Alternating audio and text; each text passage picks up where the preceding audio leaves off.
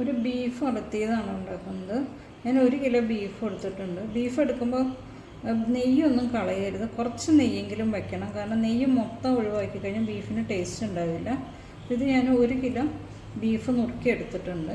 ഇനി ഇതിലേക്ക് ഞാൻ 1 കഷ്ണം ഇഞ്ചി, 2 പച്ചമുളക്, ഒരു ചെറിയൊരു കുടം വെളുത്തുള്ളി, പിന്നെ ഒരു സവോളയുടെ പകുതി, ഒരു തക്കാളി, ഇതെല്ലാം ഇഞ്ചിയും പിന്നെ പച്ചമുളകും വെളുത്തുള്ളി ചതച്ചെടുക്കണം.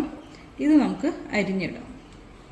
ഇതിനകത്തേക്ക് ചേർക്കേണ്ട പൊടി എന്നാന്ന് വെച്ചിട്ടുണ്ടെങ്കിൽ ഒരു 2 വലിയ സ്പൂൺ മുളക് പൊടി എടുത്തിട്ടുണ്ട്, 1/2 സ്പൂൺ മഞ്ഞൾപ്പൊടി എടുത്തിട്ടുണ്ട്, 1/2 സ്പൂൺ കുറച്ച് കൂടുതൽ കുരുമുളക് പൊടി എടുത്തിട്ടുണ്ട്. കുരുമുളക് പൊടി നമ്മൾ രണ്ടാമത് കൊളുത്തുമ്പോൾ ചേർക്കും. പിന്നെ ഗരം മസാല. ഇതിനകത്ത് ഇപ്പം മല്ലിപ്പൊടി എടുത്തിട്ടില്ല, പക്ഷെ നമ്മൾ ഒലത്തുമ്പോൾ മല്ലിപ്പൊടി ചേർക്കും. നമ്മൾ ഇതിനകത്തേക്ക് ഇഞ്ചി ചതച്ചത്, പച്ചമുളക് ചതച്ചത്, വെളുത്തുള്ളി ചതച്ചത്, സവോള അരിഞ്ഞത്, തക്കാളി അരിഞ്ഞത്, ഈ പൊടികൾ എടുത്തു വെച്ച എല്ലാ പൊടിയും, മുളക് പൊടി, മഞ്ഞൾപ്പൊടി, കുരുമുളക് പൊടി, ഗരം മസാലപ്പൊടി, അതെല്ലാം കൂടി ചേർത്തു. ഈ പാകത്തിന് ഉപ്പ് ചേർക്കാം.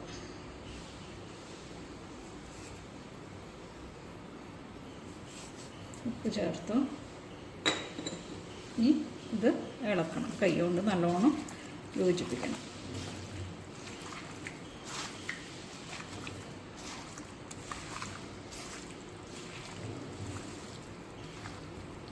ഇപ്പോൾ ഇത് 5 മിനിറ്റ് ആയിട്ടുണ്ട്. ഇത് നമുക്ക് കുക്കറിലേക്ക് മാറ്റിയിട്ട് വേവിക്കാം. അപ്പം നമ്മൾ ഇതെല്ലാം കൂടിയിട്ട് പുരട്ടി വെച്ചിട്ടുണ്ട്. ഇനി ഒരു 5 മിനിറ്റ് മൂടി വയ്ക്കുക, അതിന് ശേഷം വേവിക്കാൻ എടുക്കുക. അപ്പം നമുക്കിത് കുക്കറിലേക്ക് ഇടാം. കുക്കറിൽ ഇട്ടിട്ടെന്ന് പറഞ്ഞിട്ടുണ്ടെങ്കിൽ ഒരു വിസിൽ ഫുൾ തീയിൽ വെച്ചിട്ട് ഒരു വിസിൽ വരുത്തുക. അതിന് ശേഷം സിമ്മാക്കിയിട്ട് ഒരു 5 മിനിറ്റ് വയ്ക്കുക. എന്നിട്ട് തുറന്നു നോക്കിയതിന് ശേഷം, വിസിൽ പോയതിന് ശേഷം തുറന്നു നോക്കിയതിന് ശേഷം വെന്തിട്ടില്ലെങ്കിൽ വീണ്ടും ഒന്ന് വെച്ചാൽ മതി. ഇതിപ്പോൾ ഞാൻ ബീഫ് ഇതിനകത്തുനിന്ന് കുക്കറിൽ നിന്ന് മാറ്റിയതാണ്. ഇനി നമുക്കിതൊന്ന് ഉലത്തിയെടുക്കാം. ചേർക്കാനായിട്ട് ഞാൻ കുറച്ച് ചുവന്നുള്ളി എടുത്തിട്ടുണ്ട്, ചെറിയ ഉള്ളി എടുത്തിട്ടുണ്ട്. ഇതിനെ ഒന്ന് ചതച്ചെടുക്കാം.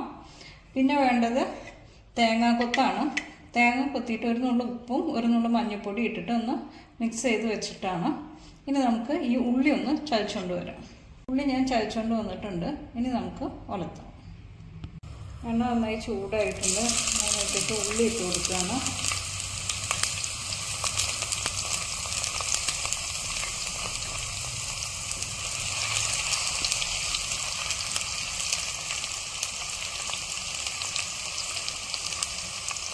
ഞാൻ ഉള്ളിയുടെ കൂടെ തന്നെ തേങ്ങാക്കൊത്ത് ഇടുന്നുണ്ട്. ഒന്ന് നോക്കിച്ചെടുക്കാം.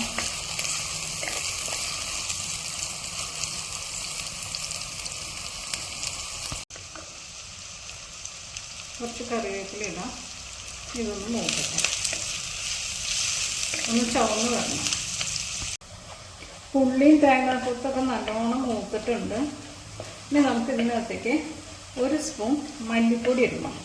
നമ്മൾ ഇറച്ചി വേവിക്കുമ്പോൾ മല്ലിപ്പൊടി ഇല്ലാതെയാണ് വേവിച്ചത്. അതുകൊണ്ട് ഇപ്പോൾ നമുക്ക് 1 സ്പൂൺ മല്ലിപ്പൊടി ഇടാം. ഈ മല്ലിപ്പൊടി ഇടുമ്പോൾ കുറച്ച് ഇട്ടേച്ചാൽ മതി. കാരണം എന്താണെന്ന് വെച്ചാൽ കൂടുതലായി കഴിഞ്ഞാൽ ഇറച്ചി കുഴഞ്ഞു പോകും. അത് ഉലത്തിയെടുക്കുമ്പോൾ കുറച്ച് മല്ലിപ്പൊടി യൂസ് ചെയ്യും. നമ്മൾ ചാറ് കറിക്കാണെങ്കിൽ കുറച്ച് കൂടുതൽ മല്ലിപ്പൊടി ഇടണം. ഈ മല്ലിപ്പൊടി ഒന്ന് മൂപ്പിച്ചെടുക്കുക.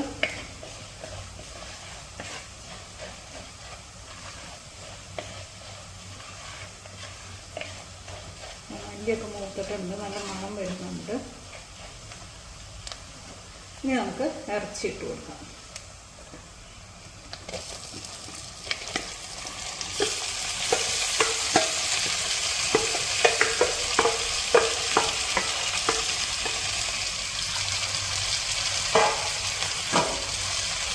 നമുക്ക് ഇളക്കി കൊടുക്കാം.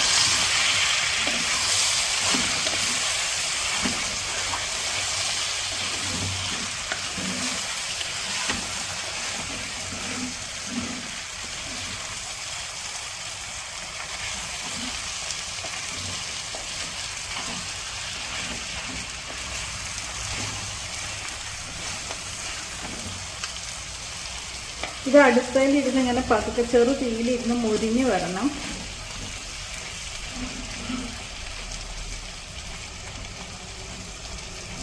കുറച്ച് വെള്ളം വറ്റാനുണ്ട്. വെള്ളം വറ്റി ഇത് നല്ലോണം ഇറച്ചി നല്ലോണം മുരിഞ്ഞ് വരും. അതൊന്ന് വെയിറ്റ് ചെയ്യാം.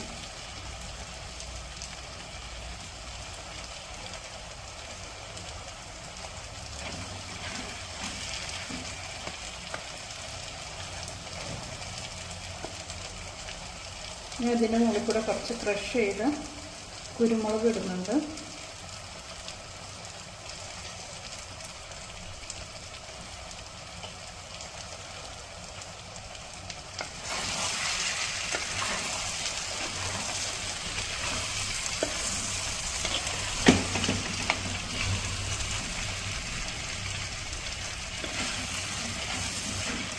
ഇതിനെ ഇരുന്ന് മുരിഞ്ഞ് വരണം. മുരിഞ്ഞ് വന്നിട്ട് ഞാൻ കാണിച്ചു തരാം. നമ്മുടെ ബീഫ് നല്ലോണം മുരിഞ്ഞ് വന്നിട്ടുണ്ട്. വെള്ളമൊക്കെ വറ്റി എണ്ണയൊക്കെ പിഴിഞ്ഞ് നല്ല രുചിയായിട്ട് വന്നിട്ടുണ്ട്. ഇനി നമുക്കിതൊരു പാത്രത്തിലേക്ക് മാറ്റാം. ഇതിപ്പോൾ തേങ്ങാക്കൊത്തിട്ട് നല്ലൊരു ബീഫ് റോസ്റ്റ് റെഡി ആയിട്ടുണ്ട്. നല്ല രുചിയാണിത്. ഇത് അടുപ്പിൽ വെച്ച് ഇങ്ങനെ മൊരിയിച്ചെടുക്കുകയാണെങ്കിൽ കുറച്ച് ദിവസം നല്ലോണം മൊരിഞ്ഞ് കിട്ടും. അപ്പോൾ കുറച്ചും കൂടി രുചിയാണ്.